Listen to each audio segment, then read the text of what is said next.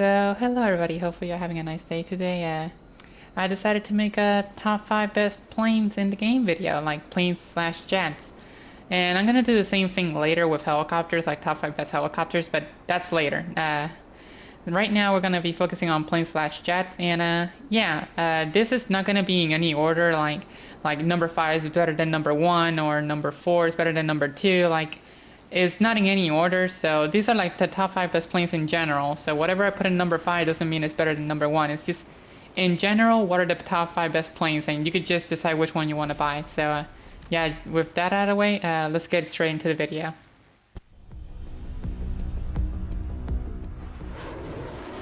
So here, number 5, we have the Sea Breeze. Now, why the Sea Breeze? Well, because the Sea Breeze has the ability to do many things that other planes can't.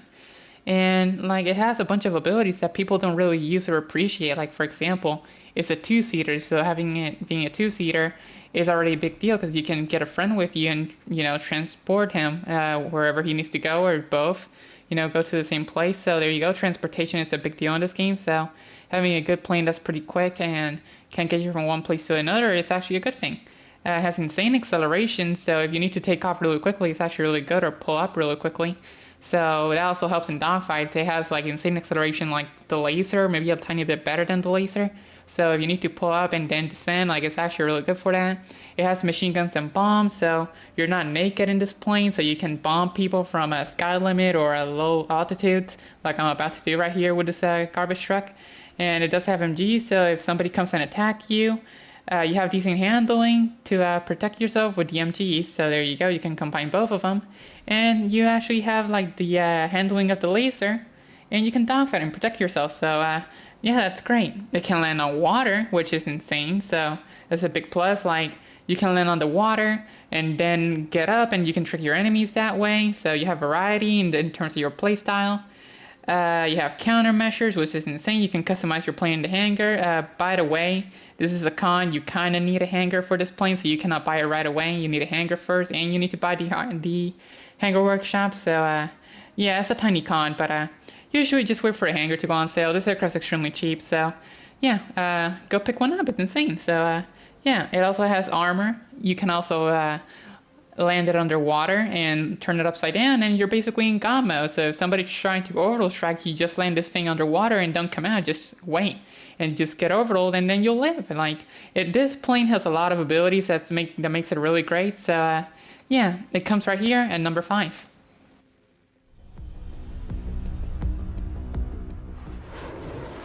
So here at number 4 we have the Pyro. Now the reason the Pyro is in here is because it has so many abilities that many other planes do not have.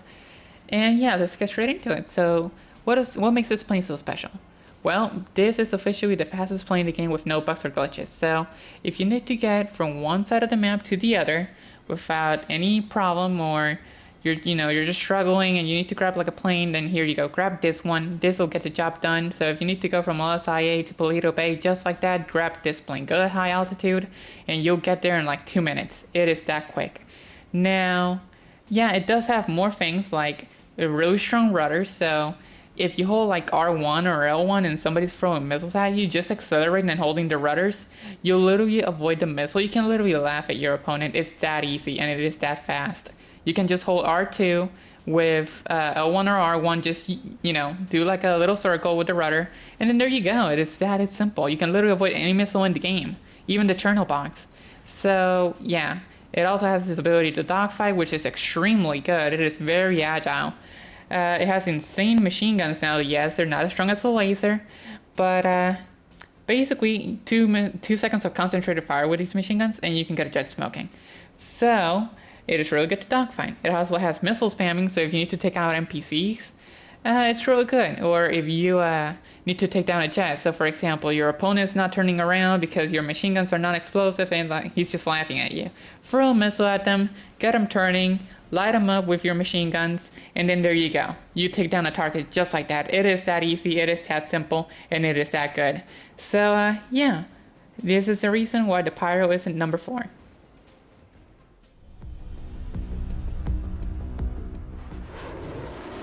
So here at number 3 we have the laser. Now, we all know why the laser is on this list. And why everybody includes it? Well, it's because of the cannon. The cannon is extremely, should we call it OP or should we just call it extremely good? Let's call it extremely good. The cannon is extremely good.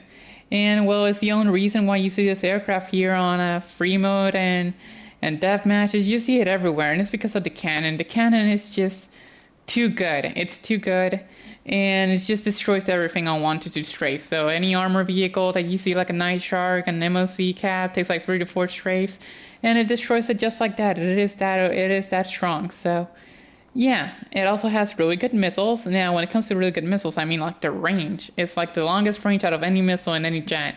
It is that good in the range on those missiles, but sadly, the tracking is garbage. It is really, really bad. So I guess in a way it is a good thing because it makes you play with the cannon more. So yeah, there you go.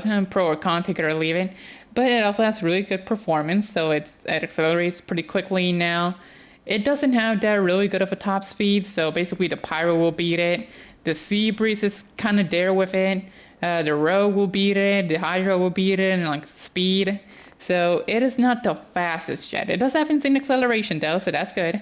And it can stall pretty easily. So if you're more of a stall player, then there you go. A lot of people like to use the laser for stalling, and it kind of works out.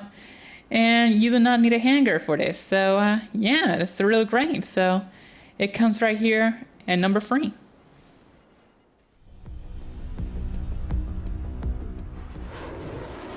So here, number 2, we have the B11 Strike Force. Now, the B11 Strike Force, it is the most weaponized plane in the game. Now, it does have an explosive machine gun. It doesn't have a high fire rate though, which is not like the real A10, which has an insane fire rate. This one has a semi-decent fire rate. It's not that fast. And it does decent damage. It's alright. The cannon is explosive, so it's okay. It also has missile barrage, which you have a limited. It fires like, I think 7 or 6 barrages, missile barrage, and it is really good for taking down aircraft or people on the ground. So if you know how to aim, there you go. You also have 30 homing missiles. Now, yes, I did say 30. It is not unlimited like all the other aircraft in the game. For some reason, this aircraft has 30 homing missiles. So, yeah, it's not like the tracking's better. It's not. It's normal. It's like, you know, like the Pyro and the Starling and the Buzzard and all those aircraft. It doesn't have that good of tracking, so yeah, I don't know. I just feel like the distinction is kind of dumb. But it also has bombs, and yeah, that makes it the most weaponized plane in the game. It also has insane agility.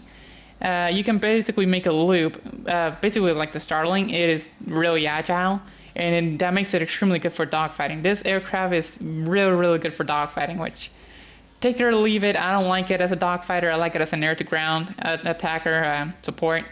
So yeah, Rockstar decided not to make it that way for some reason, and yeah, it kind of pisses me off every time I fly this aircraft, which is why I don't fly it at all, because I'll just keep thinking about what this aircraft could have been. But I don't know, some people like it as a dogfighter.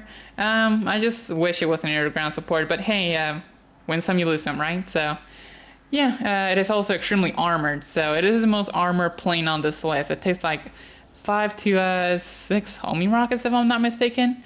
And it really takes a lot of pyro damage, so of course like the laser is gonna shred it because it's a laser. But when it comes to like MG damage, you can last a long time up here before you can actually start smoking. So yeah, it is really, really good, and you sadly need a hanger for it. So yeah, the only thing you have to buy is the bombs though, so you don't have to buy any of the weapons like the barrage, the homing missiles, and the cannon comes equipped, so you don't have to buy all that, just the bombs. And the bombs are just optional if you want them. So yeah. You need a hanger, and you can also, you know, customize it with like countermeasures and stuff like that. You know, handling buffs, engine buffs, you know, the usual. So yeah, this plane lands here at number 2.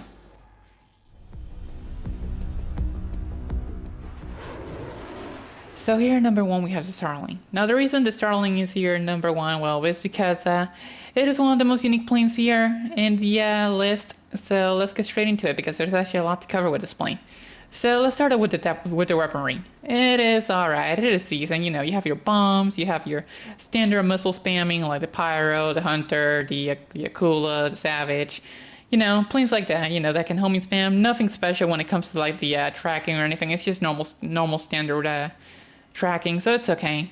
It does have the regular machine guns like the Pyro, the Sea Breeze, the the Nakota, you know, normal machine gun, so it's an alright loadout for your plane. But the reason that this goes here is because, well, it can go from 0 to 100 really quickly. So, yeah, let's say you're stuck, just like that. It's like, okay, I'm following. And then you just press L3 and just like that, you're out of the way. You boost out of the way, and it's not like the Sea Breeze where it takes a while to accelerate even though it has insane acceleration. No. In here, you press one button, and you're out of the way for good. That's it. It saves you so much in dogfighting, probably trying to get a RPG out of nowhere or getting homing locked, getting homing locked on, and then there you go. Like you literally get out of the way just like that. It is that good. Now you can also dive bomb people if that's your thing. If you don't like using the bombs, just turn the homing missiles off. You can dive bomb people like the laser if you want to. But those has a cannon here, you have the homing missiles, so you're kind of a bit limited on how many homing missiles you can drop. So yeah, you have that ability, and it's really good for dogfighting. So yeah, there you go.